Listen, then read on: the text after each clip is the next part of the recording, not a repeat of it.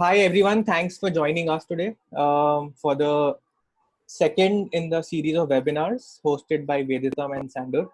Veditam is a Calcutta-based research and media organization which has currently been working focused on rivers, on documenting rivers and creating archives and sharing stories of river communities with a larger audience, and also connecting younger people with uh, rivers and riparian communities through its fellowship program.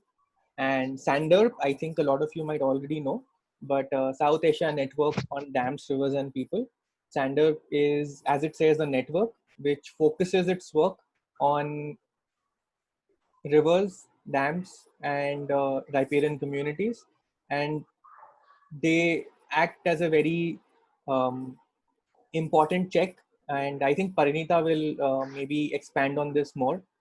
They are they create this incredible amount of information that about rivers right now in the country that is not available elsewhere to see.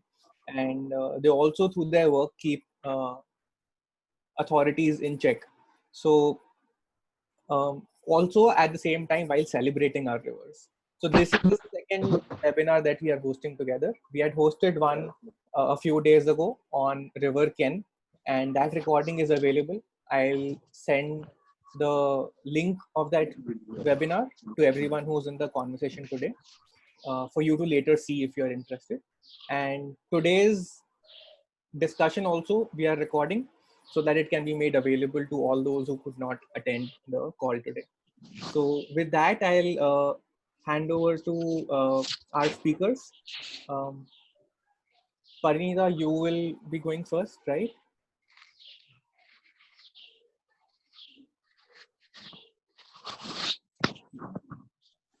Yes.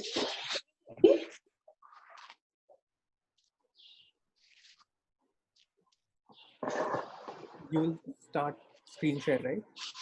Yeah, so can you hear me right now? Yes. Okay, yeah.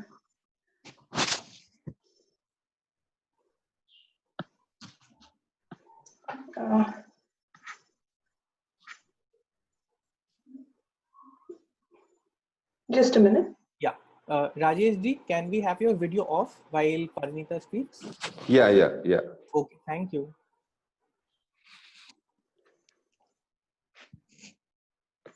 Yeah, just a minute. Yeah.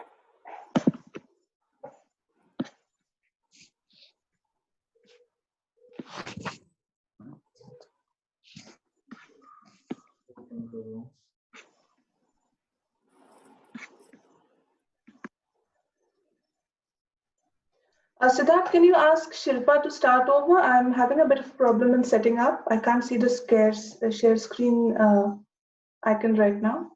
It should be on the bottom, Yeah. center bottom of Yes. it. Is it? Yes. Okay. Is that not okay? Okay.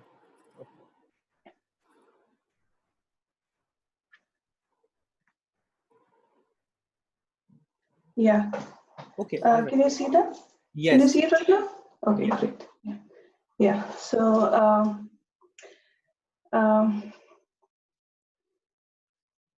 thanks for the introduction, Siddharth. I'm very thrilled to be here. Most importantly, because Godavari is a place. The origin of Godavari, Nasik, is a place where I was born, and that was the first introduction to a real river for me. And every time when someone says, "Where are you from?" or which river is closest to you, it definitely is Godavari. Godavari itself, the name itself means, so in the ancient times, cows and livestock was one of the measures of prosperity. Godavari is the bestower of prosperity, lots of cows and lots of resources. It is its antiquity is very interesting. It is right from the Satavahana period. You find references of Godavari in various forms. It's There are very interesting coins of Godavari depicting the river as holding a pair of fish, showing how a river is not just a channel of water, but it has always been people and the ecosystem of the river. So Godavari originates in Nasik, parts of Western Ghats, this fantastic range of mountains from where several of the most important rivers of peninsular India have their origins. And it flows, it is also the longest river of peninsular India, more than 1400 kilometers of the main stem. What you can see here on the left is the statue of Godavari, a very, very simple statue of Godavari at near its origin in Brahmagiri, that is in Nasik, parts of Western Ghats. Very interestingly, just a few kilometers on the other side of the ridge is the origin of one more interesting and an important river called Vaitarna, which then flows on to Mumbai, which is a west flowing river. Godavari, in a matter of just a few kilometers of difference, actually flows down towards the east and the south. And Godavari is also called as Dakshin Vahini Ganga. This name is very interesting because Ganga itself is a sort of, it is an archetype for rivers. Ganga itself means that which flows. And most rivers in India are a variation of some form of Ganga. It's a global phenomena. Many rivers in the Middle East are also known as Yardena, which is a form of River Jordan, which also again means, has something to do with flow. So, so in many senses, Godavari or the Dakshin Vahini Ganga, which took a very strange turn and then went on to irrigate not just a district, but whose main stem actually consists of 3 main states in India, and its basin consists of a wide variety of people, ecosystems, and issues also. So that's Godavari for you. This is so I see 2 goddesses of Godavari here. One is the goddess Godavari, and on your right is a lady police officer who guards the river from the pilgrims who are there only for gathering punya from Godavari. So yeah, so it arises at an elevation of Western Ghats and then flows on to the southeast direction. I think we went there, this is only for a part of reference. Major part of the basin lies in Maharashtra, and even within Maharashtra, Godavari is not the same. So I think it's a textbook example of how it is so very difficult to define a river in terms of just rainfall, in terms of whether it is surplus or deficit, as we'll see ahead. So the catchment includes major parts of Maharashtra, Telangana, Madhya Pradesh, Andhra Pradesh, Chhattisgarh, even Odisha, and tiny bit part of Karnataka. This is the basin as such, where you can see the funnel shape of the basin arising from Maharashtra, but its limbs going on right till Chhattisgarh, Bastar, and that part. In Maharashtra, within Maharashtra, Godavari is, though if you look at the yield of Godavari, it's hardly about 25 to 27% of the entire yield of rivers in Maharashtra. If you just look at the geographical area of the basin in Maharashtra, the yellow part, as you can see here, is the Godavari basin, massive, nearly 48% of the state is a part of Godavari basin. Very diverse parts, again, towards the west, it is a lush part where it originates. It very immediately flows on to the Deccan Plateau, which again historically and in terms of antiquity is a very rich region.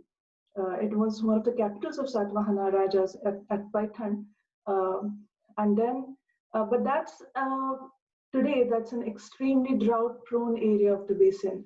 It then goes on and actually sort of rediscovers its splendor when the rivers of Vidarbha, starting from Penaganga, then Vainaganga, Pranahita, Indravati, they join Godavari and really add life to its parched course.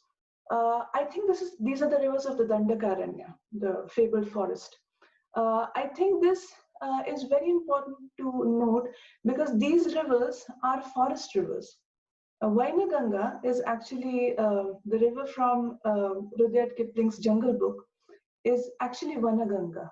So, and one of the major reasons why these rivers have stable, reliable flows is because of the catchment that it actually flows through. This is like we discussed. You can see that in Maharashtra, nearly 50% of the geographical area of Maharashtra is Godavari Basin, though the dependable yield is very low. And just compare it with the west flowing rivers, which take just 10% of the area, but actually contribute to 44% of the flow. Godavari just contributes about 28. These are the major tributaries of Godavari. First are in Maharashtra. There is a middle Godavari after its confluence of Manjira and Pranahita.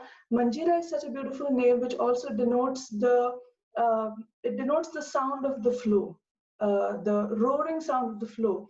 This river is called Manjara in Maharashtra, a very sort of nondescript and an underplayed name. Not surprising because Manjara River and the part that it flows through, the fag ends of Marathwada, is one of the most drought-affected basins in the entire state and maybe also the country. Drought-affected not because of its inherent qualities, but because of the cropping patterns that are happening there, because of the extremely unsustainable management that characterizes Marathwada and to a large extent characterizes Maharashtra. So that's Marathwada for you. And the lower, this is also the part where after Maner, the bigger rivers like Penaganga, Vardha, Vainaganga, and the largest tributary of Godavari, Pranahita, actually join the river. The lower Godavari is Indravati and Shabari, after which it forms the delta. This is as we discussed. So overview of a river basin is not just an overview of the geography and the ecology and the hydrology of the basin. I think overview of a river basin is also the overview of how communities evolved in that basin. And that is much more than just the Puranas and the Shlokas, which are ample in Godavari, right? You have the main Puranic tale of Godavari, why there is Kumbh Mela in Nasik and Pushkaralu in Andhra Pradesh. So we have lots of those references. But I think the more important references are also how people actually perceived the river, what it meant to them, to living people and living societies. And one of the most important parts of Godavari is in Nasik itself, at the origin itself, the river has seen so many turns and so many turns of fate and of fortune. This is the place where in Ramayana, Ram came with Sita and Lakshman. And there are some extremely beautiful passages in Ramayana about Ram actually talking with Godavari. And it talks about the forests of Godavari, the lotuses in Godavari, which Sita loved, the currents of Godavari. But Ramayana is not the only thing. I think one of the most important things in Godavari is also Baba Saheb Ambedkar in 1930s actually heading a struggle for entrance of people in one of the most important and iconic temples on the banks of Godavari, the Ram Mandir, the same Ram. So I think inclusion is also a very interesting part of this river, as we'll come to it later. This is parts of the Aurangabad district, which has the famous Ajanta and Ellora caves. This is the Takht Huzur Sahib in Nanded. Nanded, Paitan are very important cities on the banks of Godavari. Not so much now, they have lost their sheen now, but through the history, they've been very important centers on the banks of river. Here you see the Takht Huzur Sahib, a very important place for Sikhism in India and also the world, where Guru Gobind Sahib breathed his last. This is right at the delta of Godavari, where she's again venerated. Very interestingly, I always loved the story of Godavari because Godavari is formed by a few rivers in the upstream in the Western Ghats. Those rivers are Gautami, Godavari, Ahilya, all joining together. So the tributaries, the headwater tributaries join to form Godavari. And when Godavari actually flows out into the delta, forming many arms and distributaries, again, one of the most important distributary is called Gautami.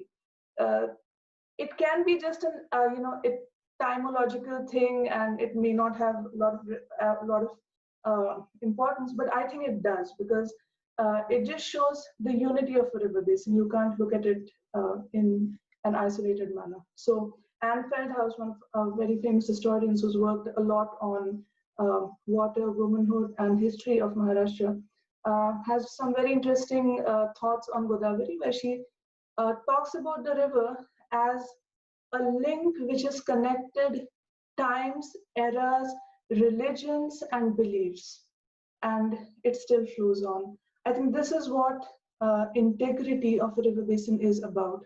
It's not about the religious beliefs, it's not about a few important festivals, it's about how a river basin brings together people from different geographical identities, from different religious identities, and even from different timelines. This, so this is, I thought this was a parking lot. This is not a parking lot. This actually is a part of a very sacred space in Godavari at Nasik. Shilpa and Rajeshi will of course talk about this more. But I wanted to highlight this part because religion in Godavari has not really meant anything for the river itself. We have the Kumbh Mela in Nasik happening after every 12 years. Nasik has received hundreds of crores of rupees through the years for cleaning Godavari, for protecting its flows. But what we've been doing with the river is the most accepted form of river rejuvenation, and that is cementing the riverbed all over. So this, as we can see, was a part of a study that we did. This shows the upper part of the Godavari basin in Maharashtra. Godavari is also a very interesting basin because I think it's one of the most important basins in Maharashtra, where in India, where there are interstate conflicts. Of course, now after formation of Telangana, there have been interstate conflicts also between water sharing Maharashtra, Telangana, and Andhra Pradesh. But there have been really very violent and sustained intra-river conflicts in the basin itself, where in Maharashtra itself, districts have been fighting over, have been going to appellate authorities, have been fighting cases in courts, and there've been real drama about sharing waters of Godavari. One of the reasons is because this basin is dam heavy basin. From Maharashtra to Telangana to Andhra Pradesh to the parts in Madhya Pradesh and Odisha, there have been way too many projects and dams and diversions in this basin, some taking away water from the basin, some trying to put water inside the basin in a very haphazard way. What it has meant is increasing conflicts, and that is very clear, at least in Maharashtra, where you can see here the upstream dams. I think this was in 2014, wherein the upstream dams held most of the water back in one district, which led to the downstream huge reservoir called Jayakwadi project having hardly any water coming to it. And this is a theme which keeps repeating itself year after year. With climate change and the changing rainfall patterns, the conflict is again increasing. So the National Water Development Agency, the NAWDA, which is so notoriously known for pushing interbasin transfers and ILR throughout the country without any requisite studies, actually calls Godavari Basin as a surplus basin. Now, there are so many projects in Maharashtra itself which highlight that it's a big fallacy to call a river which is 1,400 kilometers long either as surplus or as deficit. It's very courageous to do that because it crosses way too many socio-economical and ecological realities. What you see here is a very, very controversial dam project, which was supposed to transfer, which is still supposed to transfer, water from Krishna Basin into the Godavari Basin in Maharashtra for water to go to Marathwada. It has not happened because most of the interbasin transfers in the country, within the states or between states, are characterized by conflicts. So here there's a conflict here as well, and no one thinks that they have the surplus water for it to go to the other place. What you see here is right at the top, right at the headwaters of Godavari, waters from Daman-Ganga basin being transferred into Godavari. Because because they think that Godavari does not have water, when Nauda keeps pushing that this is a surplus basin. This is a picture from Mokhada, again a part in Daman-Ganga basin at the headwaters of Western Ghats, where water is supposed to be transferred again to Godavari basin from this region. So this is supposed to be a water-rich region from where water is supposed to go to Godavari. The only reason I'm trying to highlight these issues is to is to underline the fact that it is absolutely fallacious to call a river basin as surplus or deficit.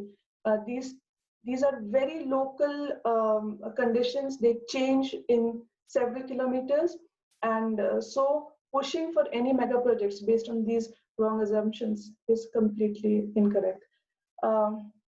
This is a very interesting part. Godavari is ecologically, I don't have too much time for it, so I'm not really going into it, but ecologically a very rich river basin with a fantastic fish diversity. It was said that till 1950s and 60s, huge prawns, macrobrachian prawns, actually migrated all the way from Andhra Pradesh, Telangana to Nanded, that is a part of Maharashtra, where they were caught. That's been, it's as much a fable now as Satavahanas are. It's nearly, we would hardly remember it now. But a very rich river basin in terms of fisheries. Fisheries of this basin have faced major collapse because of the dams and the projects happening. The river basin already has about 900 major dams in most of the states. In Maharashtra, the bigger dams are, of course, Jayakwadi, the bigger dams in Painaganga and Vanaganga basin, like Gosekhurd, Lower Painaganga Dam, right at the boundary where the river exits Maharashtra to enter Telangana, is the Medigadda barrage of the Kalaseshwaram project, the huge project, which would need more than 5,000 megawatts of electricity, and whose canal networks were under construction even before deciding the site of the dam, of the barrage. So huge irregularities everywhere. I think I would need to wrap it up real fast to give more time to the speakers. This is about the Godavari Delta. Delta is an extremely rich place in terms of biodiversity, in terms of communities, in terms of integration of cultures and ecologies, and also agriculture and fisheries, of course. So, but Godavari Delta has been facing tremendous subsidence and effective sea level rise, not only because of global warming and rising sea levels, as we all know that that's happening, but more importantly, Godavari and Krishna are two important river basins and river deltas in India, where the actual delta subsidence is happening because more and more dams in the upstream are holding back silt. And for the stability of delta, it's very important that silt keeps coming to the delta. And that's not happening. There's been more than threefold decrease in the amount of silt that is coming to the delta. And nearly hundreds of square kilometers of deltas of Krishna, Godavari Delta, even parts of Kaveri Delta, have been eaten up by the sea. So I think damming, we have to look at it not only from the way it diverts water, but also from the way it affects silt, it affects deltas, it affects fisheries, and it contributes to climate change. So I think that's more or less an overview of the basin. It is a resilient basin with fantastic biodiversity. There are presence of forests in the middle of the basin and around the delta. There is drought, there is excess rainfall happening at a lot of places. So Maharashtra did try to make an integrated Godavari state plan to as a part of its exercise but that's not been implemented till now. So what we are left with right now are very disparate definitions of what the river should be and what the river actually is. So this is Godavari Basin Field. Thank you. Thank you so much. That was a lot of information. Thanks, Siddharth. A nice overview, and we'll quickly move to the next section with Shilpa. There are a few questions that we've gotten, but we'll take that question at the end. Sure. Right? Okay. Yeah, So I'm Shilpa, stopping the video. yeah, yeah.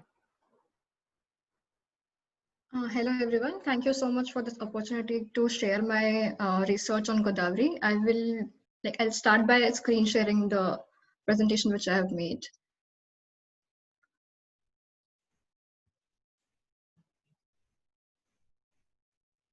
So as in the previous talk, you heard about the overview of the Godavari and how the Godavari is so different in every streams and every stretches of it. I would like to focus at a more micro scale and want to focus on Nashik itself and how a city urbanizes a river and how people of that particular city approach or interact with the river at various phases and various levels. So this is a rough overview, roughly location of Nashik on the Google map. Just upstream of Nashik, about 30 kilometers, a place called Trambakeshwar and Brahmagiri, from where the Godavari originates. And Trambakeshwar, it's on the foothills of the Brahmagiri mountain ranges, and it's one of the 12 Jyotirlingas which we have in India, and one of the very religious town in India as well.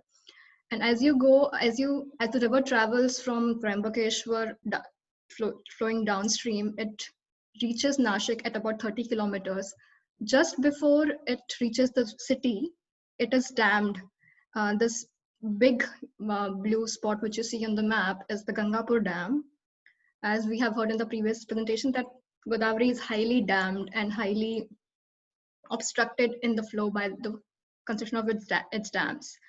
And Nashik, in Nashik, there is about 13 kilometers of the river which flows through Nashik, dividing the city into two halves.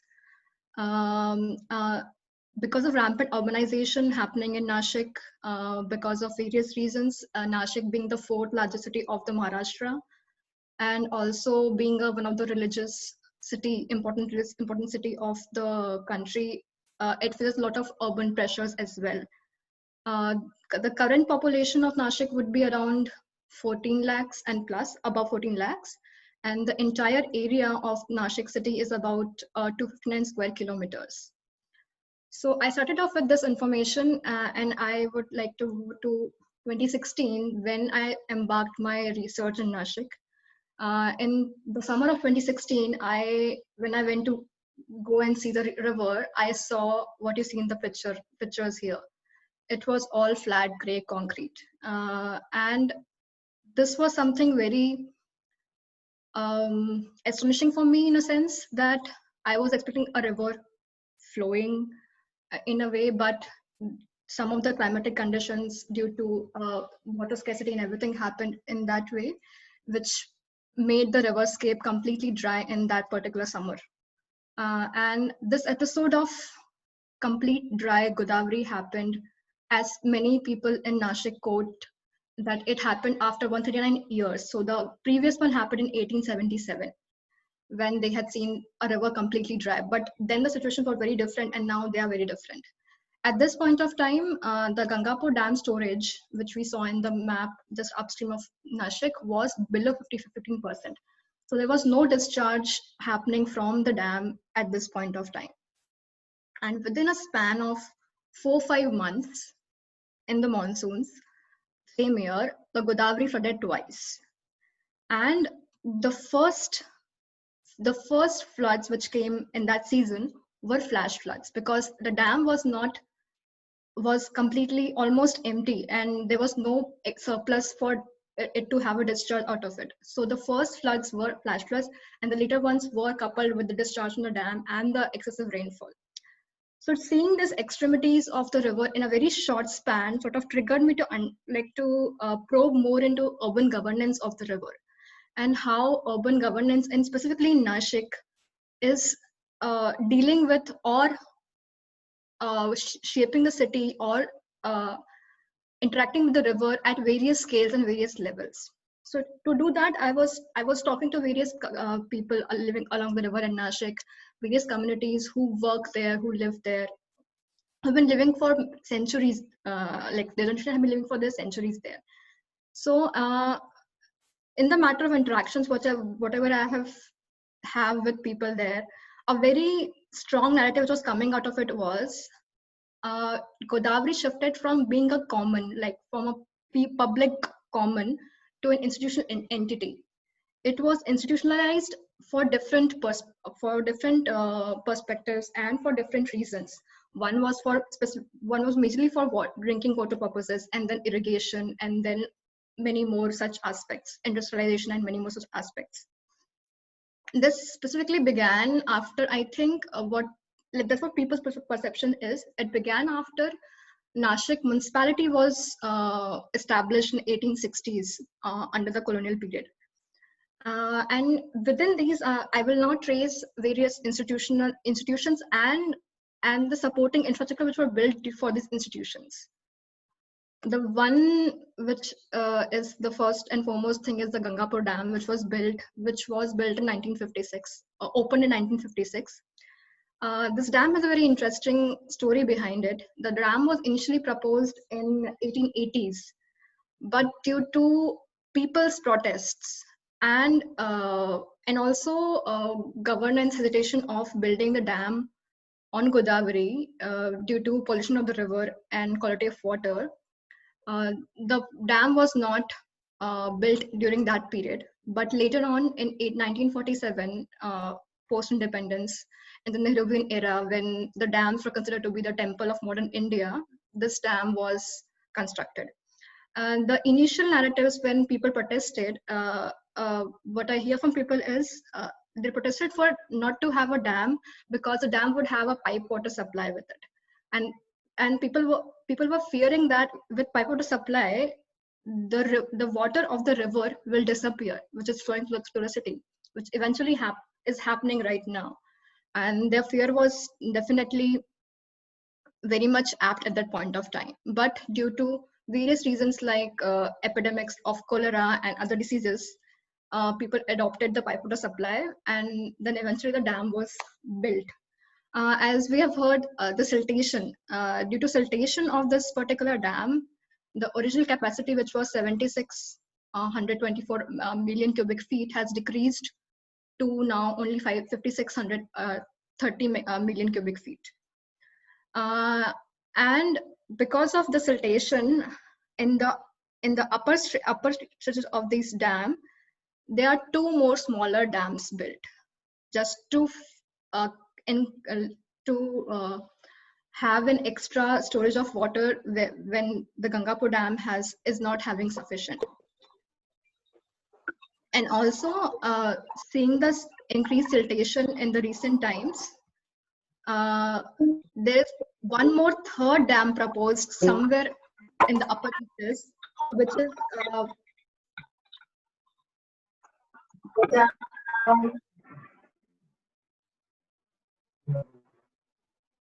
proposed in the upper reaches of Gangapur Dam, which was proposed. Sorry, 1 second. I'll just mute the participant. Yeah.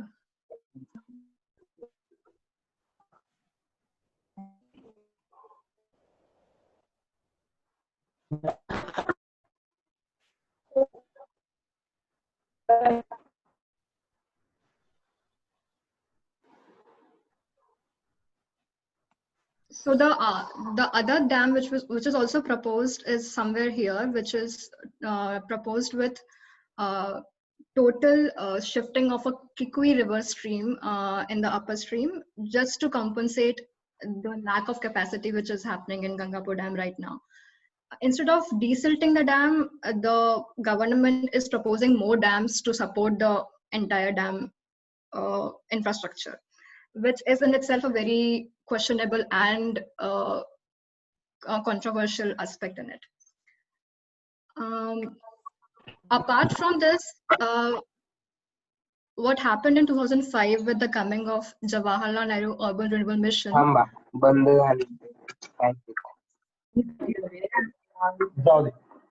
Sorry, I'll just, yeah, okay. Apart from the dams and pipe supply in the city, we have Goda Park project, which came up with the JNU Urban Renewal Mission. In that, this project happened in various phases due to multiple reasons like political influence, lack of funding, and various other political pressures and interferences. This project was propagated as a river bank conservation, and also which will help in abatement of pollution and will also help in flood control.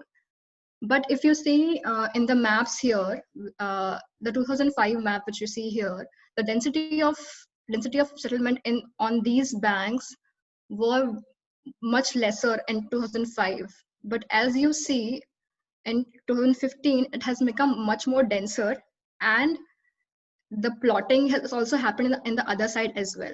So, and this is the stretch where the park project has been implemented in one stretch of it. And people living in these buildings, like I was interacting with people living in these buildings, which you see in the photograph, and they themselves were saying that we feel we are living in the river bed. Like whenever river floods, the water comes into our buildings. And so there is no proper flood mapping which happened in Nashik for very long, and there was no river regulation which was happening for the urban development also with these projects. So the Goda Park project itself became, which was termed as a flood control, like a riverbank conservation project, which became a peril for the river itself. And this projects were all washed away in the floods of 2016 and even the later floods as well. And very interestingly, one of my respondents, when I was speaking to people here, termed these projects as developmental encroachment of the riverscape. So people are able to understand how the development of the city is encroaching into the river, but somehow the governance is not able to grapple with that reality. And even now, there are a number of projects who are planned under Smart City project, which are something on the similar lines, whatever happened in 2016 and 2015. This is about how, like the stretch you saw with the Goda Park project, there is a very strategic infiltration of the riverbanks happening here with deposition of debris and extension of land by slowly extending and like putting soil, sand, debris, everything into the Godavari, as well as other natural drains and other natural streams of the Nashik, just to create more land out of the waterscapes of the city, which is heavily contributing to the urban flooding which we have seen in 2016 of Nashik. Now this is just a sec. Yeah, this is the old city part of Nashik. The old city has been the part of Peshwa era and much more before that as well. And this is a stretch where the Kumbh Mela is conducted and held.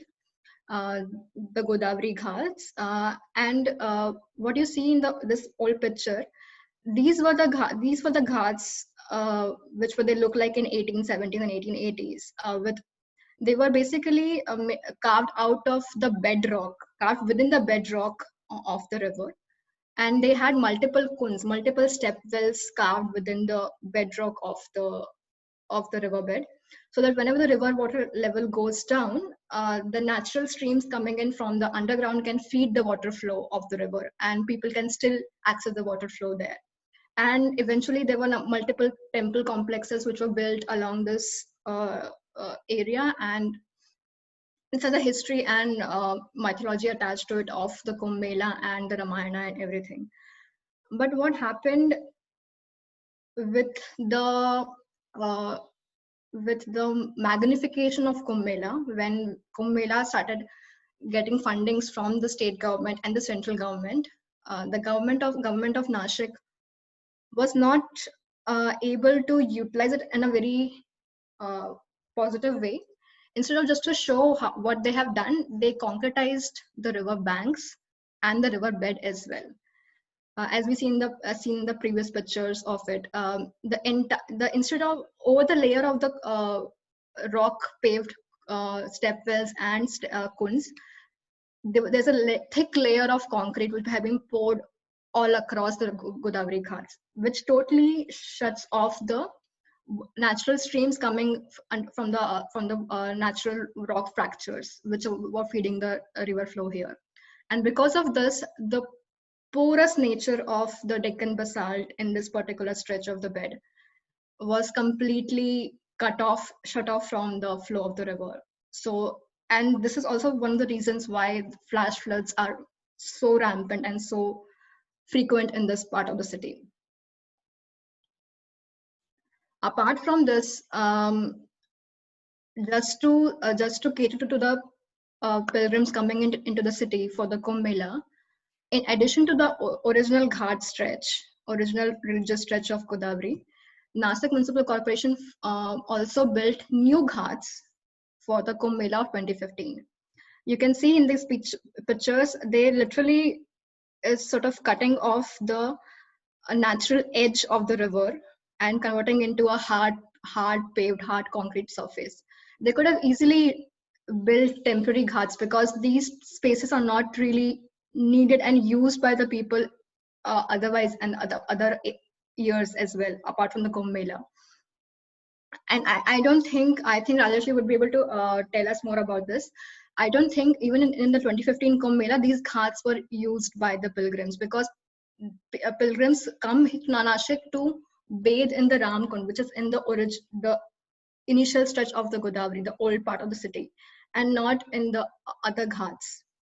So even the conversion of the river banks from a soft surface with a great riparian edge into a hard surface is also contributing to the various problems, from flooding to pollution to everything. This is very interesting stretch of Godavari in the Godavari Ghats itself. What you see here in the background is a mound called Kazigadi, or old Mati ki gadi, which is old purani mitti se bani hui gadi ya hillock. And this mound, surprisingly, is also part of the Archaeological Survey of India's Natural Heritage Monument list, which I think they are around 150 or about that natural heritage all over India, and this is one of that. And this fact was somehow unknown to the Nashik Municipal Corporation up until recent times. And what you see here is a partly organized settlement and partly unorganized settlements sitting on top of this particular mound. This mound is also important because in 1950s, during various archaeological excavations, archaeologists have found late history, prehistory to Chalcolithic period remains in this particular mound itself. So basically, it was supposed to be conserved from the entire periphery of it and everything. But what you see is a very haphazard development, urban development happening in Nashik. And also, embankment of this particular stretch was used for flood control. Only the organized settlement part of it has an embankment wall running across it, but it does not like continues towards the unorganized part of it. This also shows how the flood control and the impact of flood is also unequally distributed among the societies and among the cities in India. And also within the city also, it is the impact of the floods are very unequally experienced. Every floods, be it a smaller flood or a huge flood, many huts from these unorganized settlement get washed away every year.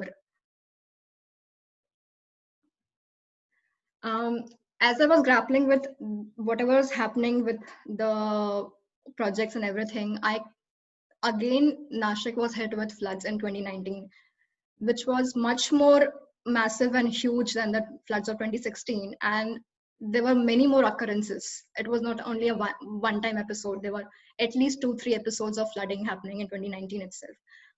There was a excessive rainfall as well, but excessive rainfall coupled with climate change, human interventions like we seen before, sort of aggravated the impacts and the effects of the floods within the city. Nashik, in the span of 13 kilometers, has at least 10 to 12 bridges, vehicular bridges across the river. And in the floods of 2019, I think almost 8 of them were underwater. Only 2 or 3 were above water, and they were also not functioning. So the city was totally disconnected in this floods as well. And also, this flood also sort of highlighted one more fallacy of flood control, which was stormwater management. Underground stormwater management was proposed in Nashik under JNURM project in 2005, but it completed in 2016 and sometime around that. But because of that, because of inaccuracies and lack of proper implementation of stormwater management, many parts of the cities are flooding because of that. And this is one of very interesting way of protesting what people of Nashik have created during the 2019 floods. They created a cartoon strip of various reasons why they feel like Godavari and floods are becoming more aggressive in Nashik, and they have put out in these as hoardings in various parts of the city. This bigger ones which says 300 कोटी की भूमिगत गटार योजना गई कहाँ? Like they are asking the governance कि 300 कोटी की जो योजना थी जो फ्लड कंट्रोल के लिए बनाई थी वो गई कहाँ?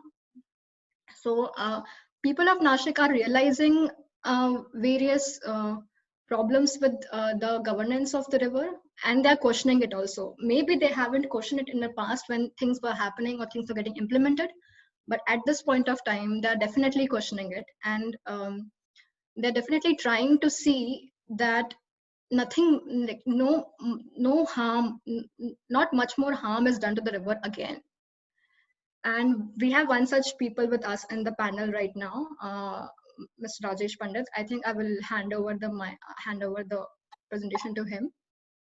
And just a sec, this was during this my entire research activities in 2017 and 2018. We conducted around 10 river walks within the city, various gappa tappa sessions, like interactive sessions with various peoples, various communities and people along the river.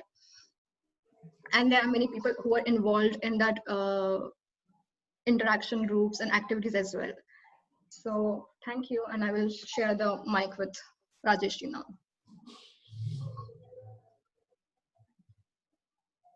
Hello.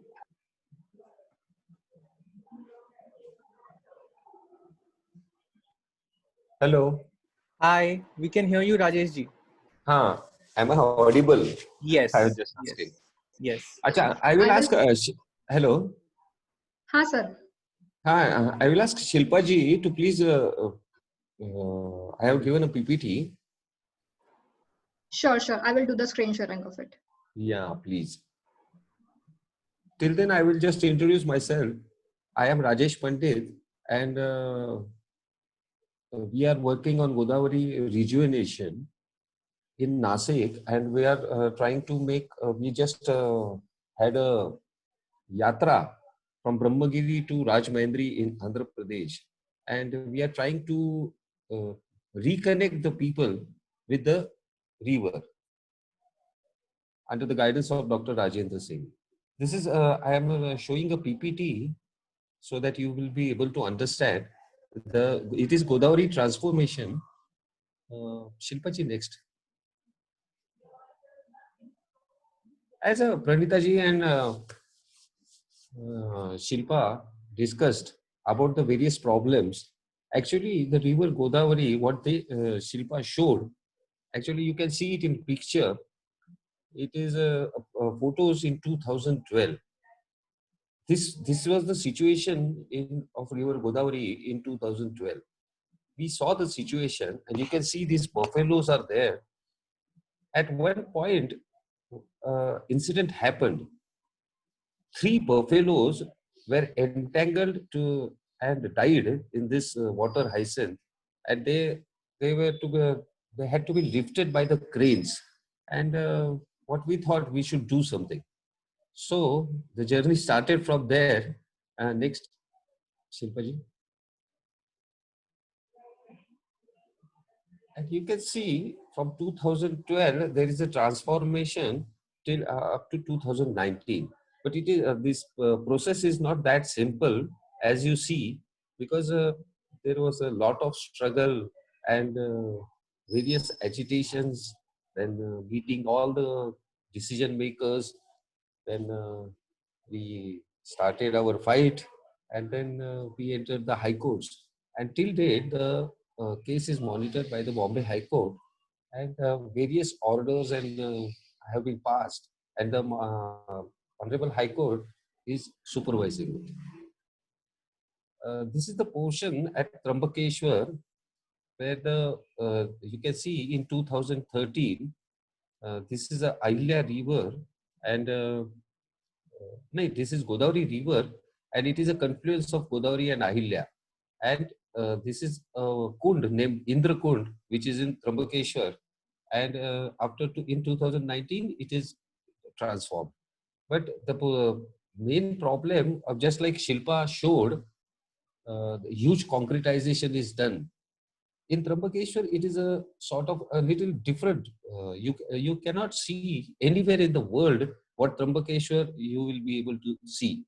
In Trambakeshwar, what they have done, the river originates in Brahmagiri, on Brahmagiri, and then it is seen. Actually, the Godavari is defined as Kushavarta's discharge. From Kushavarta onwards, it used to flow through Trambakeshwar, but what happened?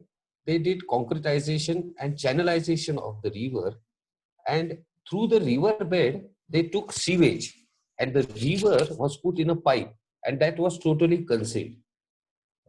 We used to argue it. How you should separate the river and sewer? So they used to say, we have already separated it.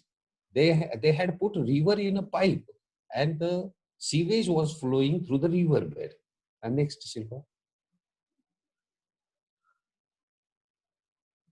Then we approached the Honorable Bombay High Court, and since then, we approached it in 2012, and since then, the court is monitoring the case. It has given various landmark orders. It appointed Neeri as a expert in this case, and the first time the river was given police protection in India. Godavari got police protection in 2013. You can see 4 PSI and 30 policemen, 30 constable was used to, they were asked to protect the river. The Honorable High Court actually made 2 parts. One, the Honorable High Court said, state has failed in protecting the river. And secondly, the government court said the citizens have failed in performing their fundamental duties. And then all the case was divided in these 2 aspects: how the state has failed and how the citizens have failed. Next. Actually, Godavari is facing, Godavari, or for that matter, any river, are facing these problems. First, administration problems, and then second is the duties of citizens. The main and basic problem of Godavari is of flow. You can observe, just Shilpaji showed you the pictures of the huge concretization and the river went dry. Actually, the problem is of flow. If the river is not flowing, how can we call it as a river? So we insisted on this basic problem. Now the Godavari, or for that matter, any other river, are so much dammed that we are trying to control it. And we are trying to control, and we are deciding whether the river should flow or not flow. That is the basic problem, and we are working on it. I think Pranita ji will explain again about the flow and the groundwater conditions and how the groundwater should be recharged, so that we will be able to understand. Then the second problem is of pollution. In Nasik, we found that sewage management, industrial effluents, and solid waste management. Third was encroachments, and fourth was exploitations. Now, and the duties of citizens, for that matter, and the court ordered extensive awareness campaigns, including NGO, schools, and all sections of the society. Next, Shekhar. In between, the Harit Kumbh came, and the court order was there. So we dedicated the Kumbh to nature, and we connected all sections of the society and tried to make it as a Harit Kumbh. Next.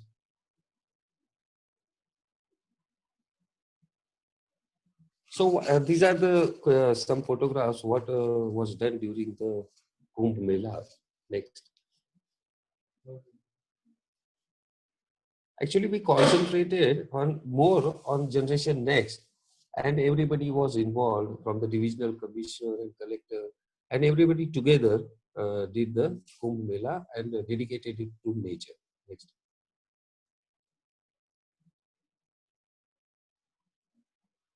You keep on scrolling, Shilpaji. These people were, all people were involved. Actually, Kumbh Mela is a totally different concept. You can see in ancient days, the Kumbh Mela was basically, why was the Kumbh Mela held?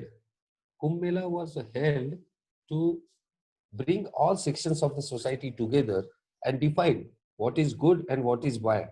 And then the Kumbh Mela definition changed, and now only bathing, they think bathing can bring you punya. But that was not the case in ancient times, and now the definitions have changed. So we are again trying to change the basic definitions. Next. And we took out a yatra from Nasik to Trambakeshwar. Stop. Stop. Nasik to what we did in Nasik, the dedicated the Kumbh Mela to nature. We tried to go to Ujjain also and convince them that you should also do this way. What are we right now? What are we doing? We are working on the entire Godavari River basin in 6 states under the guidance of Magsaysay Awardee, Honorable Dr. Rajendra Singh. Then we are trying for Brahmagiri, the origin of Godavari, rejuvenation, because there was a huge forest in previous days. Now we are not observing it, and therefore the silt is coming down. And what Shilpa told, that the dam is filling up with silt. So Matha to Paitha, that is what we are trying to do, and we are trying to make a natural jungle there under some specialized people's guidance. Then there is one tributary, that is Nasardi. It is actually Nandini, but now it has become a Nasardi. So we are trying to again make it to Nasardi to Nandini. In Bombay Gazetteer, actually it is told that Nandini was the basic source of water for Nasik. Godavari was not the source. Then Godavari literacy campaigns from Brahmagiri to Rajahmundry, focusing on Generation Next. These are the various awareness campaigns we are doing and bringing all people together. Shilpaji, stop now. Actually, what Shilpaji was telling, that riverfront development and Goda project and all other projects, the basic problem is different. these administration and the people are not able to understand what is a river. And there are various, we have taken various objections on that. And regarding Goda Park, also, we used to say first Goda and then Goda Park.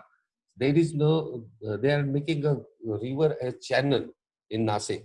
And we are against that, and we are also raising many questions to them. There is a difference. Actually, they don't know what is Vikas, what is development. They feel development means only cement, concrete, and steel. And we are opposed to the basic concept. So the fight is going on, and we just want a riparian nature. And they are saying riverfront development. I think South Asia Dams and Networks and Intact had arranged a seminar in Pune. In that also people came from Sabarmati riverfront, and the people who wanted to make waterways. So I just asked them a question, how they define a river. In Sabarmati also, there is a conflict. There is a conflict between river rejuvenation and riverfront development. And actually, we are for river rejuvenation, and the fight is going on. Then the waterways, they are planning waterways through Godavari also. So I asked that person, you are doing waterways, but where is the water? Unless you have water in Godavari, how can you make waterways? So these are the types of, you can say, fights going on in Nasik. But people are coming together now, and we are hopeful that we will definitely win. And Paki, Shilpa ji and Pranita ji, I think Pranita ji should explain a little bit more how to increase the flow of the river. Thank you. These are various what we are doing. Ek minute, Shilpa ji. We are trying to reconnect people with the river. In ancient times, there was a connection of respect. And now all the people are looking at the river from utility point of view. We again want to change the mindset of the people. And if the people start respecting it once again, then we feel that the moral policing will increase. And if the people get involved in it, more and more people get involved in it. Now, right now, some 1 or 2% people are thinking of nature and rivers as a whole. But if the percentage increases, so to increase that percentage, we are involving various celebrities and making people more and more aware, so that moral policing increases and governance goes to people at large instead of administration. Next. We met Bachchan sir also and asked him to. Then we took out this thing, Aviral Nirmal Godavari Saksharta Yatra from Brahmagiri to Rajmundry, connecting all the people who are interested in doing this, supporting our cause. Next. As you can see, these are some slides and the way we are working, but we hope that whoever is listening should join the cause of the rivers at their respective villages and so on. Thank you. So what we felt actually, ek minute, children. What we felt, what were the conclusions? So we felt reconnecting all sections of society and respecting her as was done in ancient times will solve all the problems. In previous days, saints, that is, I have to say technical experts, not sadhus in these days.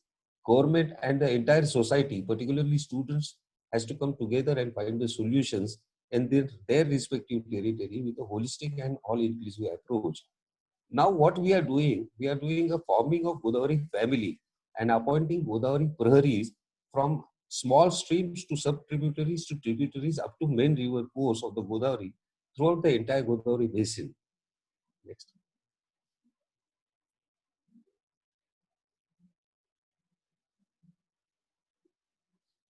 Okay, it is finished. Thank you. All right. Thank you, Rajesh ji. Can I ask all the speakers to like switch on their audio and video? Parinita and Shilpa.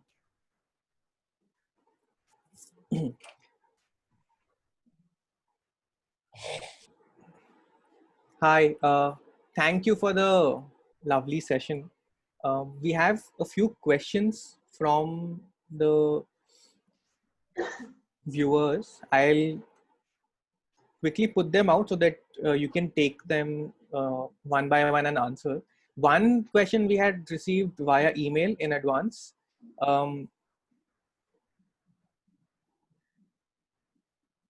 Is can Goda parks and different nalas feeding the river become integrated spaces where the people of Nashik become aware of the river system, and how? Gayatri ji had sent this. So anybody who would want to take this question? Ma'am, will you repeat the question? Okay, I'll put it in the chat box so that it's easy to. One second. Yeah, it says, can Goda parks and different nalas feeding the river become integrated spaces where the people of Nashik become aware of the river system, and how? Can I start by answering it? Yeah, please. If by integration we mean entire rivershed integration, I think under this particular integration term of integration, the administration have tried doing that through these parks and walkways and everything, and constructing all these various public spaces along the riverscape. But I think instead of disturbing these spaces and riparian ecology, we should have just let them be the way they are. But integration of various feeding nalas and natural streams have become much more difficult at this point of time, because most of the nalas are being encroached upon. They have been completely shut down by construction and other developmental activities, or they have been becoming more and more narrower, or they are being transformed into a pipe, as Rajeshji has mentioned. So instead of integration, I would say we can just let them be how they are in terms of riparian ecology and everything. Anybody else wants to add anything to the answer? Hello, I totally agree with Shilpa. You should not entertain in their territory. You should not enter, because if you enter, then they enter in our territory. You just keep it away, and they will develop themselves. You should not try to control it. Okay, we'll go to the next question. We have like about 10 questions. So the next question, I think this is for Parinita from Rishika, which says, what is the meaning of dependable yield? So basically, dependable yield is a hydrological concept where you divide the amount of water that is available at a particular point or in a particular basin, uh, that is divided based on the number of years. So if you say 75% dependable yield, then in 75 years out of 100, that specific amount of water is actually available in the river. So it's basically a thumb rule. It's a hydrological concept to understand what is the average amount of water available in any river basin so 50% dependable yield means that water will be more or less available in most of the years. 50% of the times that amount will be exceeded. 75% dependable yield means 75% of the years that amount will be available. So it's basically a hydrological concept to understand what is the average, because a river cannot have X amount of water every time at all the years available. So this is a concept just to understand. Okay, next question from Anuradha ji, which asks, please tell us how Godavari gets tremendous water from Brahmagiri, since it provides sufficient water to Nashik and to Kumbh Mela also.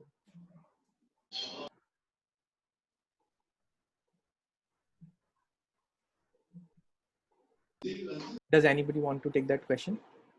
I'll try and take that question, but I'm sure Shilpa and Rajesh ji would have much more to add to that. So basically, most of the rivers in Western Ghats, it's not only about Godavari, it's about Krishna, Kaveri, most of the bigger rivers which originate in the Western Ghats. So this is actually because of the nature of the Western Ghat mountain ranges itself. Godavari originates at an altitude of about 1,000 meters, more than that from the sea level. If you see Brahmagiri, I think I've had the fortune of going with Rajesh ji a number of times to Brahmagiri, at least at the foothills of Brahmagiri. Brahmagiri is a very phenomenal wall or frontier of mountain range, which stops water. It's also, I think this is also very important to understand what is a watershed. A watershed is a major part of a basin which collects water and brings it to one part. Also, this part of Western Ghats receives very high rainfall. So if you look at Godavari Basin per se, it has about 1,000 millimeters of rainfall on an average throughout the basin, which is a complete misleading statement, because in places like Marathwada, it hardly gets even 300 or 400 millimeters in places. But in Nasik and in this small area or in Western Ghats, it does receive more than 2,000 millimeters, even up to 3,000 millimeters of rainfall annually. So this is more rainfall, the topology of the place, the elevation of the place, all brings the water to this area. Also groundwater, I think, in this entire, as Rajesh ji said, we have to really keep on hammering the importance of groundwater in all our river discussions per se. In most of peninsular India, in dry months, in lean season, the base flow of the river or the entire flow of the river is made by more than 50% groundwater contribution. The same is the case with Godavari. These kundas or tirthas, if you look at the old city, there are a lot of tirthas in Godavari, more than 13 tirthas in this very small stretch of the river, or Ramkunda. Why were they so important, or why are they so important? Because a river is not something which brings flow from one place to other. It gets contributing flows throughout its length, and that's the most important part. In Ramkunda, or in this stretch of old Nasik, there are several springs which keep on providing water to the river. And I think,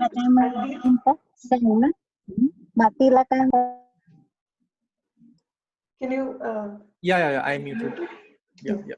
So, as Rajesh ji would tell us, or as Shilpa and Rajesh ji have worked so phenomenally on this region or on this issue also, concretization of the riverbed is also a major problem because it kills these very springs which contribute to the water to the river. So I think there are many sources, and that's why origins and these places are so important and crucial for us. I just wanted to just add what Pranita ji just said. Actually, I wanted to her to explain a little bit more, because I have learned from her only that actually the groundwater issue is so important in this discussion, because she only once had said that 80% of the farming is done on actually groundwater and not on the surface water. Absolutely. See, the question was asked that huge water flows, but we are basically concerned about the ground table. Okay, so everybody from various conflicts, you also must be seeing the conflict is of only surface water. You can see that this state should give the water from Krishna or Kaveri should be lifted and to Godavari. Everybody is just talking about the surface water. Nobody is trying to say a word about the groundwater. Okay, and the basic concern, as you had said some many times, that it is actually groundwater that is more important. So these what we saw in the concretization of the rivers.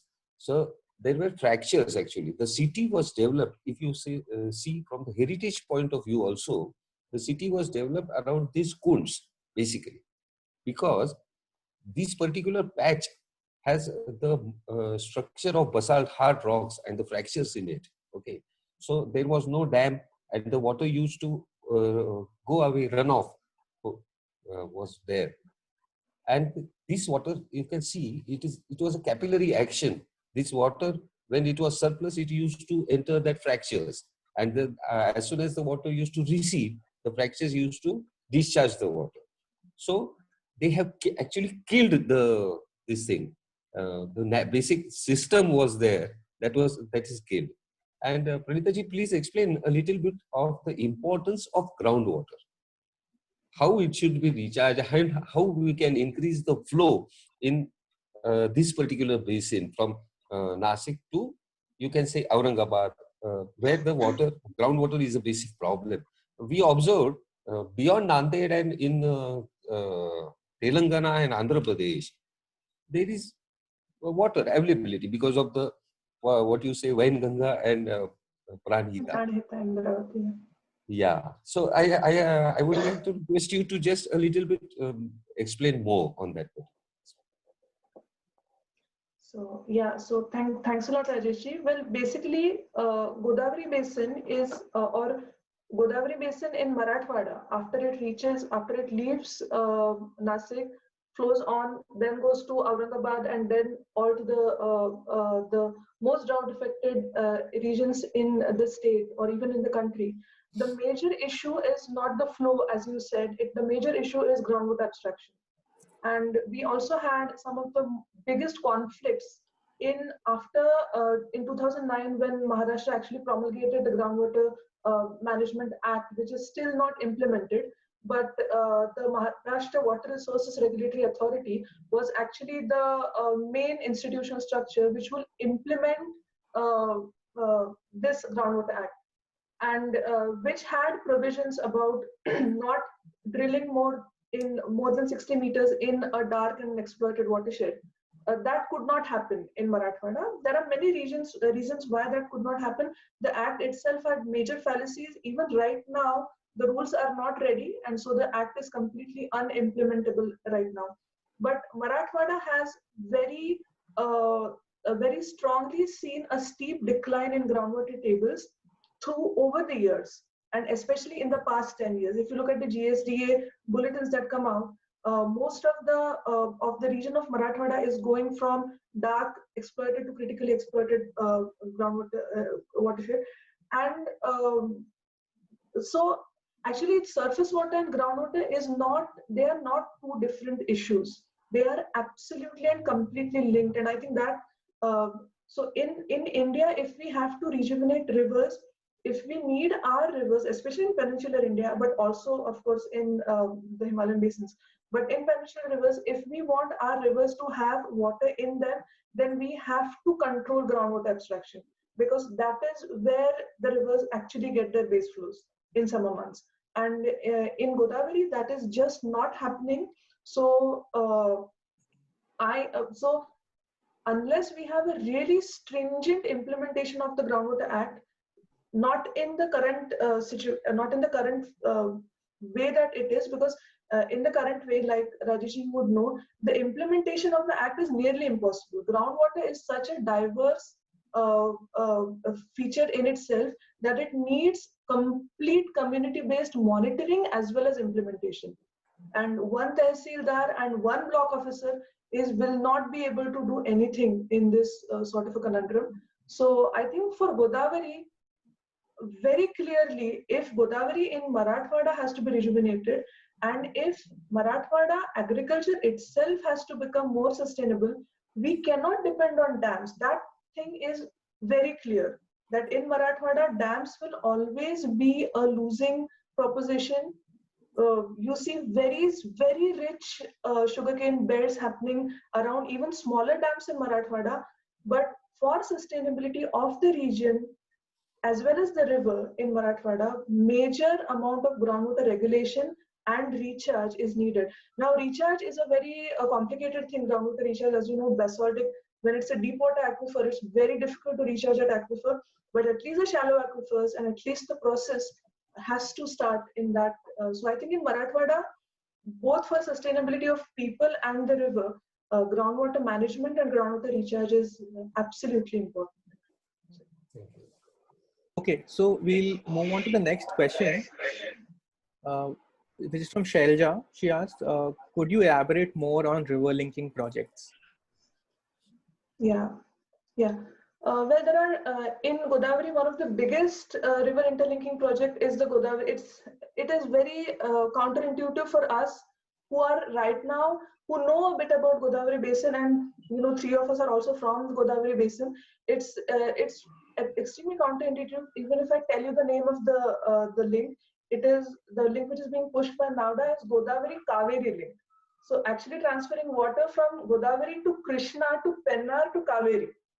It's I mean, in Godavari the conflicts, chodo aap Kaveri and Tamil Nadu to chhodi do. Inside in Maharashtra itself, inside Nasik district itself, there are conflicts about sharing water of Godavari. It's improbable even to expect any such thing to happen. But the thing about like all interlinking projects, it's very attractive to those states who are going to get the water, and very unattractive to all other states which have to share the water, because they know what the real problems are. So I talked with Himanshu today morning, especially about this project, and he told me that Tamil Nadu politicians are really pushing for having this project in place. But as usual, all the other basin states, including Maharashtra, Telangana, Andhra Pradesh, even parts of Madhya Pradesh, everyone is absolutely against this project. So hopefully this will not happen. However, there are smaller linkages which are happening, like the Patisima project in Andhra Pradesh, which was transferring of water from Godavari to Krishna temporarily. And then there are projects inside. In Maharashtra, one of the biggest, the thing that politicians love to push is water from Konkan into the drought-prone area of Maharashtra. And you package it like that, and it's so attractive that it's water from a surplus zone to a drought-prone area. Now that surplus zone actually has places where people don't get water to drink, and this drought-prone area is an area which grows sugarcane. So but that's what's being pushed for Godavari. So I think all in all, most of these interbasin transfers, whether to Godavari or from Godavari, are absolutely in many places they're absolutely there is no logic behind them. So let us hope good sense will prevail. If not that, conflicts between states definitely do prevail. So Right. Okay. That's I would like to just add on Yeah. river linking. There was a mention of this Ramayana in Nasik. Actually, in Ramayana also, what we are right now thinking of linking of the rivers, it is Ravana's thinking. Okay, Ravana used to think that the sun should shine from this side, the moon should not come, this Pancha Mahabhut I should be able to control. And nowadays, this Ravana's thing that I will shoot an arrow and bring rain and all these things. So this is a Ravana's theory. And we are fighting with Rama that everybody should come together, and we should not disturb actually nature. Why do we think that the river should flow from this part to that part and that part to this part? We should not think the river, because like Pranita said, and everybody knows, she showed in this thing some photo also of Trambakeshwar's backside and Vaitarna people entering into this thing well. Actually, that is also river linking. The water is taken from Vaitarna to Bombay, and what disadvantages have happened there? Because of this water taken from Vaitarna to Mumbai, Mumbai people forgot their 4 rivers. Oshivara, they got ready-made water, and Vaitarna people see the water, but they are not able to have it. So these river linking projects are just to satisfy people's. They're playing with psychologies. What we feel, this won't happen, because that is a terrible concept. And actually, no chief minister in this India will say that I have surplus water. Okay, so they are just saying it to satisfy people, but in practicality, if a big person comes and says the river should flow from my house, and this should not flow from that constituency, and this should flow from this constituency, you will observe there will be various concepts, and we should oppose it actually. Okay. Thank you. Should we go to the next question?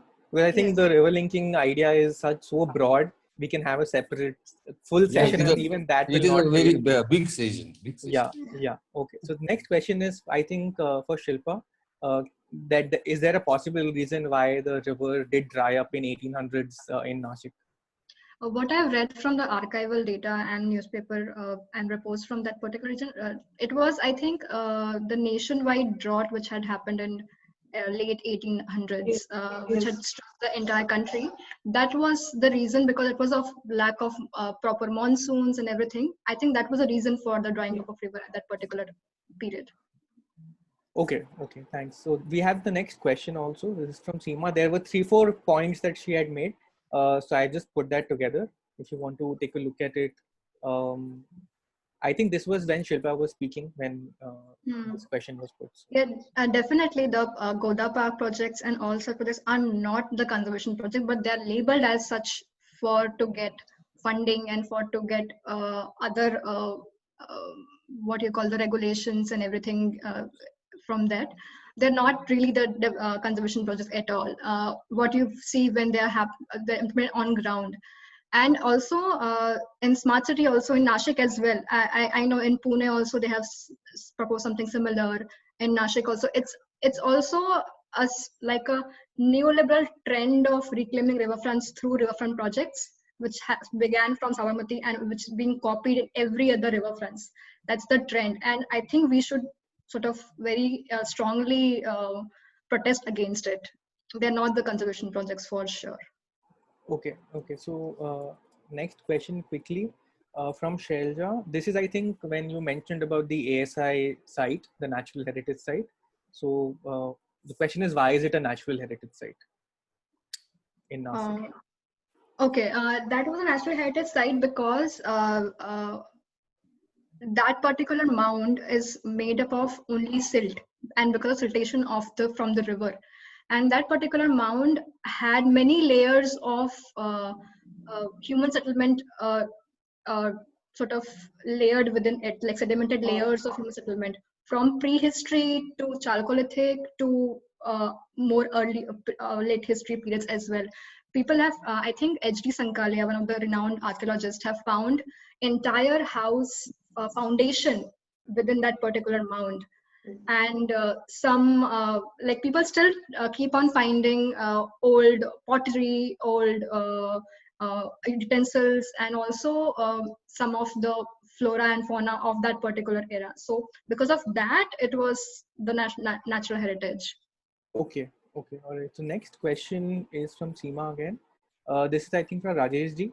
Can you share experiences related to the documentation of the yatra from Brahmagiri to Rajmundri? Okay. Just now we have completed it because of the lockdown and all this, because we had to collect a lot of data. Experiences are actually there are various problems. The problems are same, but the intensity is different in various places, what we observed. And there is a lot of energy in students, what we observed throughout the yatra. And students are ready to connect. But the problem is they are not able to understand what they should do and all these things. And some interesting experiences are that after we left Nanded and entered into Telangana government, what they have done, that is good or bad, that is also debatable. They have done a very big reverse lifting project in Kaleshwar. We visited their places, and because Pranhita carries a lot of water, and they think, and the distance between the flowing up to the sea level is short distance. I think 200 or 300 kilometers it is. So what they feel, the river water is wasted, and they are reverse lifting it. The project was so huge, we can't imagine it. We It is the entered. largest lift irrigation project in the world. Yeah, we actually traveled 17 kilometers inside a tunnel and very deep, and the reverse lifting. We were not able to think. So what is this going on? And they are reverse lifting it. That was actually a very you can say good or thoughtful experience, is it good or it is bad? That is to be debated, because they are trying to change the basic structure. They are lifting the water and providing it to the farmers. Now, what we suggested them, they should also concentrate, because if you get water freely, then the misuse starts. So we just suggested them regarding groundwater and the pattern and the pesticides they should use and all this. But there were various incidents happening, and lots of experiences are there actually. That yatra is also a separate subject to be discussed actually. Absolutely. Right. So I think like after this is done, the talk is done. By tomorrow, we'll collect a lot of the information that has been shared today in a document and share it with everyone who's attended the call, so that they can follow up, read more, and then reach out to you directly through email as well, so that there's a consolidated bank of information available. Yes. In the meanwhile, we've got questions from Vivek, who asks Rajesh ji, after devastating floods in Nashik city, has any action against construction been taken till date? See, now people have started to understand that we should not go into the territory of the river. That is the blue line and red line. They should not try to enter. But some people do try to do it, and the river takes it away. What happened in Godapar? They tried to build it, but the Godapar was washed away. So people are now recognizing, and what conditions we have now, the High Court, and because of the High Court and our fight, we are not allowing to build the concrete walls in blue line. There is no structure allowed in actually blue line. A fight is going on between smart city people and us. Smart city people are trying to build some concrete structures. We are objecting to it, and because we are objecting to smart city people and the government as a whole, nobody is trying to again enter. But there are still structures which are built previously, and the court has ordered to demolish it. The process is going on. Actually, in Nasik, one thing happened, and I think it is in Pune also, and various cities also. Lots of hoardings have come up in the river beds. Huge hoarding structures, steel structures, and that. In Nasik, we took out this thing. We protested, and all the hoardings in Nasik are totally demolished. The steel structures and the concrete put up for the structures. We have demolished all the hoardings, and every river, in every city, there might be the cases. So we can share with anybody who is interested, and they can start on their own in their respective cities. Very quickly, can you just talk about the blue zone and the red zone? Everybody here might not know about it. See, blue zone, you can say the floods, the huge floods, which happens in due to heavy rains in last 25 years. It is the line which the river fixes the water. That is called blue line. And in 100 years, the maximum floods occur in 100 years. That is called trade line. Okay. Once upon a time, we had a meeting with the divisional commissioner and all. And our commissioner said, यार ये तो 100 साल में होता है ना? But nowadays, if you observe, almost every year the red line is breaching. That is, 100-year floods are happening almost every year. So now the blue line and red line, the rivers are fixing. We are not able to fix it. Yeah. I would like to add a bit to blue line and red line. So basically, these are the lines, these are the flood lines which are set by the irrigation department. So, and this is one of the first efforts at flood zoning, and irrigation department has done red lines and blue lines not with a lot of river welfare in mind. They have basically done it with the dam releases. So if the dam releases, and if so once in 25 years overflow is the blue line, and once in 100 years overflow is the red line. But more importantly, Maharashtra is the only state in the country to actually have blue line and red lines in place. There are very less legal background to this, more of it was a rule which was set by the irrigation department, and now irrigation department itself is trying to really dilute this rule, or it was even thinking of completely doing away with red and blue line zonations because of its experience in Pune. This is a very strong thing which is available to activists and to the local population. And in Maharashtra, number of groups, right from Jeevit Nadi in Pune to litigations in Pune to Rajesh Panditji in Nasik to Nagpur, several places have used red and blue line zonations. At the same time, the executive of the state, as well as the political class, really despises and hates this zonation. I had once listened to one of the past officials in planning officials in Maharashtra who had said that if Nashik actually implements blue and red lines, then half of the city will go inside the blue and red line. That is not true, because you had always allowed construction within the blue line. So what we've reached now is because government had again and again flouted its own norms of the blue and red lines. Like Pune Municipal Corporation actually built a road inside the blue line and put in itself, the municipal corporation itself put in infrastructure inside the blue line. But these are very important flood zonation markings, which are, I think, important for all states to have. Right. I'll add to it just very quickly. The very basic misconception which administration has is the lines are not which happens every 100 years. It's a probability of once in 100 years to happen at that particular point of time. So you can have the 100-year floods every year from now on. It's a probability of it. It's not once in 100 type event. And in Nashik, river has changed so much because of siltation and everything. And irrespective of that, without catering to all these human interferences, you cannot have a proper floodline demarcated in that sense. Okay. Absolutely. So the current flood committee, which has been constituted to look at the floods in 2019, one of the major scope of its work and one of its major TOR was actually to come up with flood zoning maps for Upper Krishna Basin, but also for the entire state. I think this is really a very important time that we put pressure and we advocate for updated blue and red line maps for the entire state of Maharashtra. Yes. I think that's a good takeaway also from this discussion, and maybe everyone who's interested in the Godavari can also be a part of pushing the authorities to make that updated. Absolutely. So this is the last set of questions that we have from Prabhu. We had put 3-4 questions. So I think this is mostly aimed at Shilpa and Parinita. If you want to take one couple of questions each and answer them.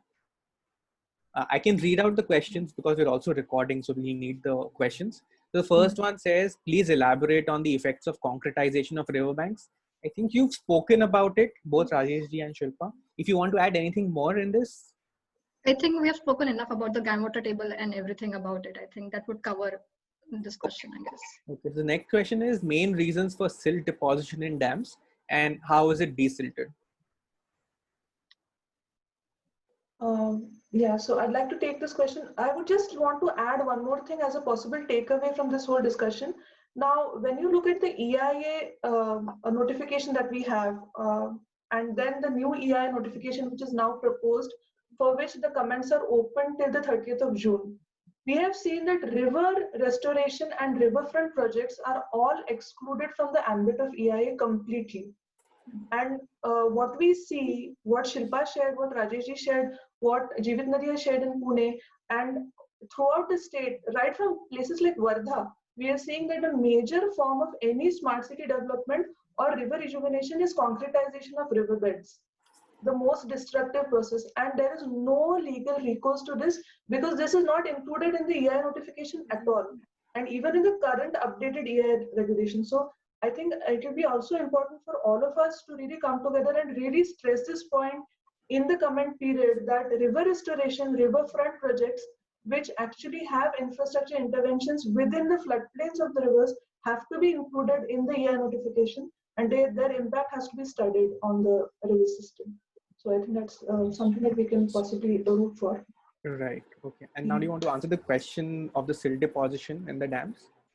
Yeah, silt deposition is basically because of the upstream. Gangapur Dam is notorious for extremely high silt deposition. Like Shilpa said about the upstream dams, Gangapur is an irrigation as well as a drinking water supply dam for Nasik.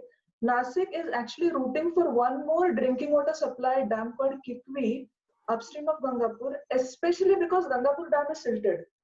So, I mean, it's just incomprehensible to even think of having one more dam because your earlier dam was silted up. And even in this dam, which was silted, the government was actually pushing for having a water sports complex and, building interventions next to the dam, which will lead to more silt inside the dam. So I think Rajesh ji has done phenomenal work and is been doing phenomenal work about reforesting the watershed of Godavari in the upstream of the dams.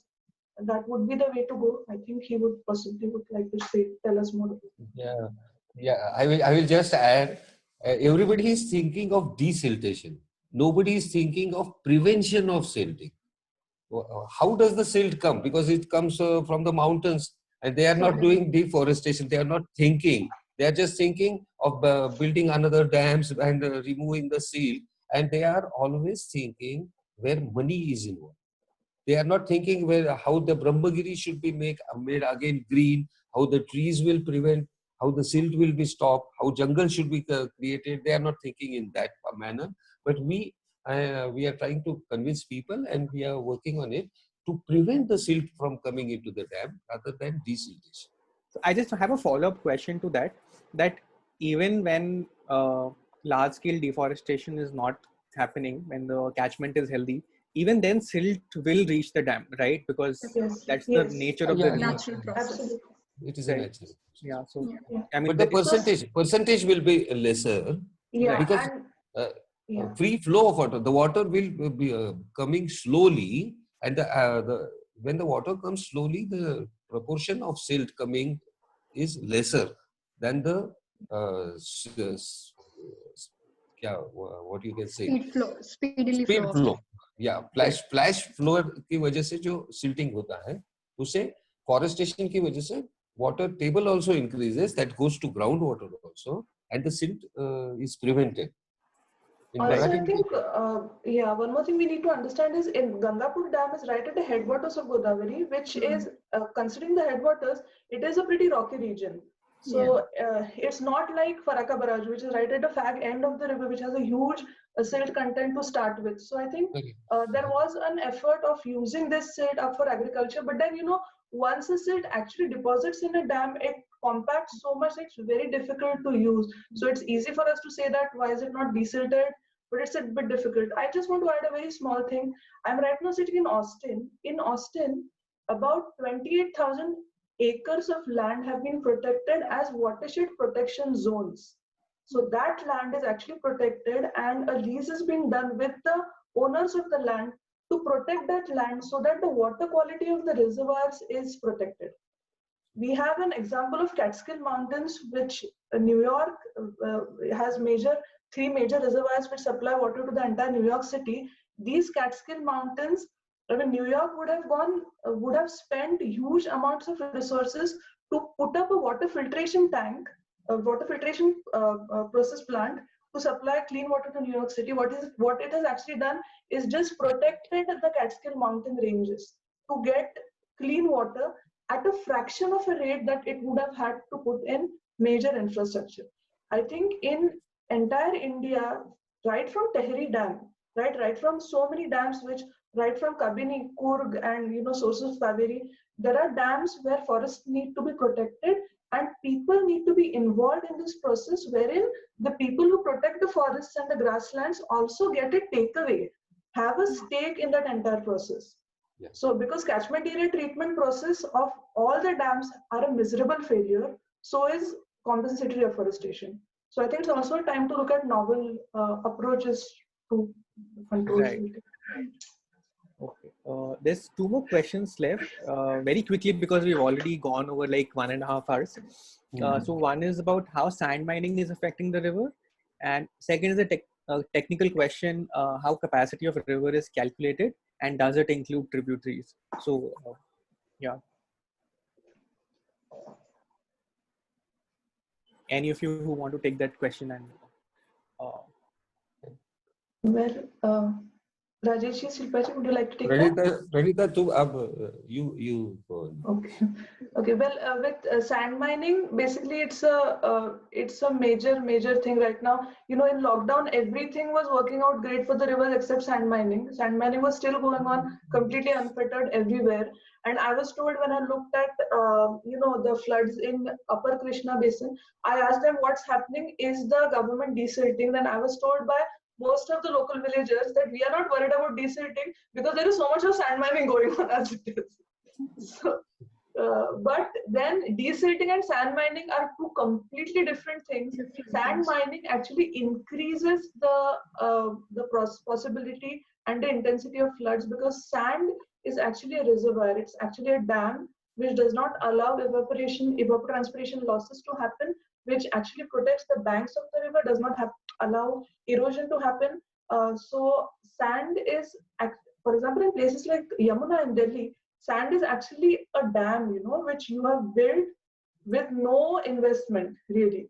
So sand mining destroys rivers in all senses. It destroys the fish habitat. It destroys the water filtration capacity of the river. It affects the flood carrying capacity of the river.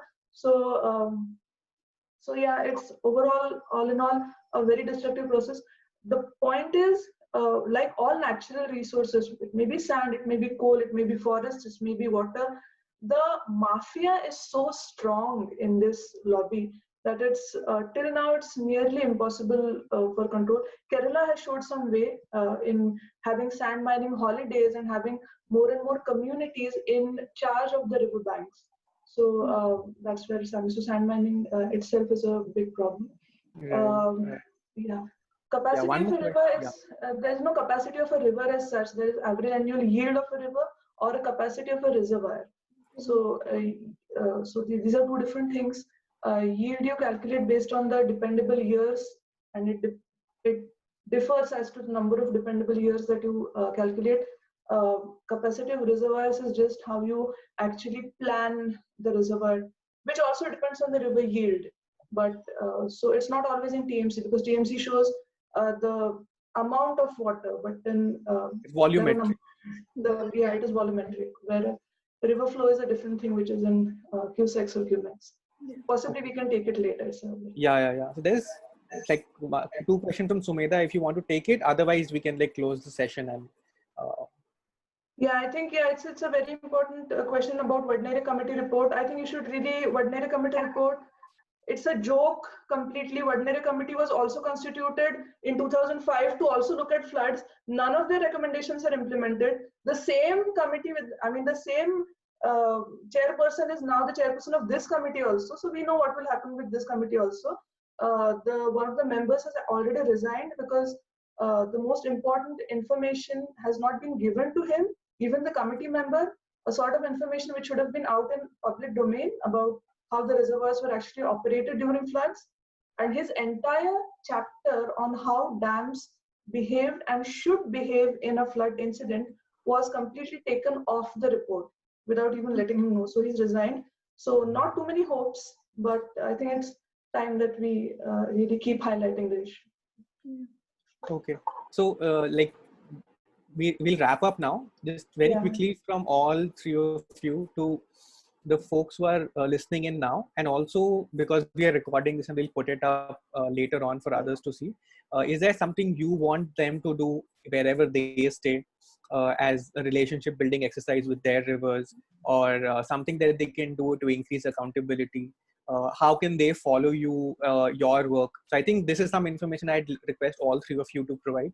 And we'll also follow up with an email, but if you can just also add it up in this call as well. Rajesh, would you want to start? Shilpa, you go on, then Pranita, then I will. Okay. What I would want to request is just a sense of ownership in wherever you are, for groundwater, for rivers, for streams, for anything, whichever you can find in your neighborhood. If you can just do that and keep a vigilant eye on what is happening in terms of exploitation, extraction, encroachment, anything, whatever you can do, and make it more and more publicly available for people to see and sort of contribute to that particular event as well, so that people can take it to a larger level as well. So be vigilant about your environment. I think that's what I would like to request. And about my work, I'm currently sort of finishing up my PhD thesis on Godavari in Nashik. Apart from that, I have a group called Reconnecting with Godavari which is on the Facebook page, which is basically an unorganized, very informal group of people who have come together in Nashik to work for or document for Godavari and about Godavari in various ways, through photographs, through writings, through anything whichever they can contribute. And apart from that, I have a urban dialogue firm, which is an architectural research firm in Nashik, which focuses on urban issues of Nashik of various kinds, starting from waste management to water harvesting to everything.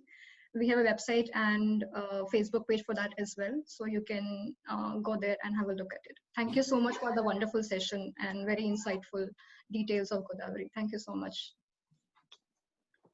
So, yeah, well, I'd just like to thank Shilpa and Rajesh. It was very inspiring to listen to you. This is the first time I'm meeting Shilpa virtually, but Rajesh's work I've actually witnessed, and it is, let me say, it is phenomenal. It is just amazing to see the kind of connections that he has built, right from a small school child to the Tehsildar, collector, celebrities. It's tiring just to even see him go through his day. It's really fantastic. I wish both of you great luck with whatever that you're doing. I would just like to point out, Rajeshji, Kalseshwaram project, very complete disaster. No, I mean, you cannot, it's taking 5,000 megawatts of electricity just to have that project in place. They're putting in a completely new electricity infrastructure. The canal network has been really, it has been a den of corruption. So all in all, very disturbing project. I'm sorry, we can't help not to push this. No. So I'm basically from SANDREP, South Asia Network on Dams, Rivers and People. And so we like to work on water resources, looking at all the governance issues surrounding it and the communities and the ecosystems. I think post-facto analysis and looking at governance around water issues is something which we really need, and everyone needs to get involved. I'm really thrilled to see Shilpa's approach to that entire thing. She's talking about governance and bringing people together completely out of the silo of the expert preach. So it's fantastic to see that. The takeaway that I think it would be amazing if everyone somehow chips in is, one is the EIA notification and how we can include riverfront projects in that, try and push it. And second is the green and the blue and red zones, flood zones in Maharashtra, how we can actually push for an updated red and blue zone map for wherever that you are, and how do we really protect the places which are still available for protection. So I think that will be really great. Rajesh. Yes. We are actually working on, we are an NGO actually, Namami Goda Foundation, and we are trying to basically reconnect people with the nature. Nowadays, if you observe, the nature has declared a war on humankind, if you can say, put it that way. And we actually say nature is very big, so you should be on the nature side. And everybody who are listeners and who want to do something in their respective areas, they should actually start thinking that we should do something. The basic thought process should begin, and they will understand themselves what to do and what not to do. And any help required from us, you directly get us connected, and we can help you in the legal aspects, in every aspects. We can be connected, and just start thinking what we can do, and you will be able to do. Thank you. Okay, thank you all for really giving your time today and the very slow, nice discussion that we had.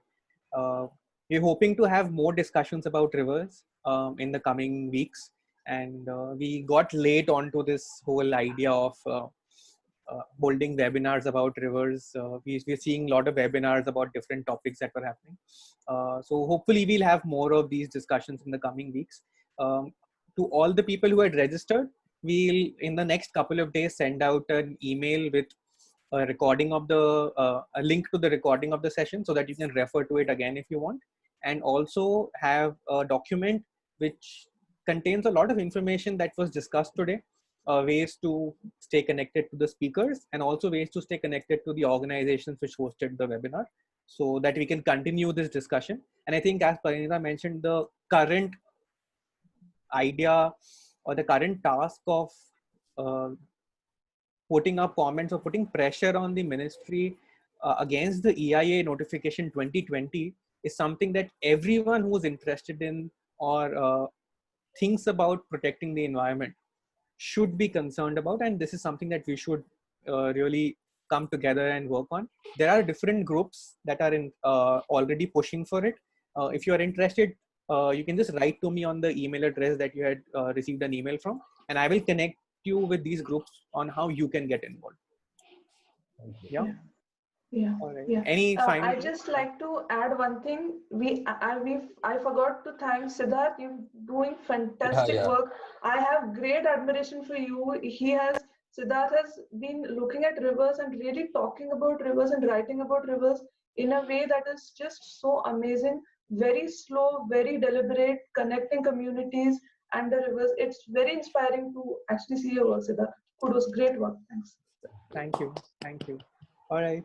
Okay, so we'll end the call now and then reconnect over email to everyone. Thank All you right. so Thank much. you. Thank you.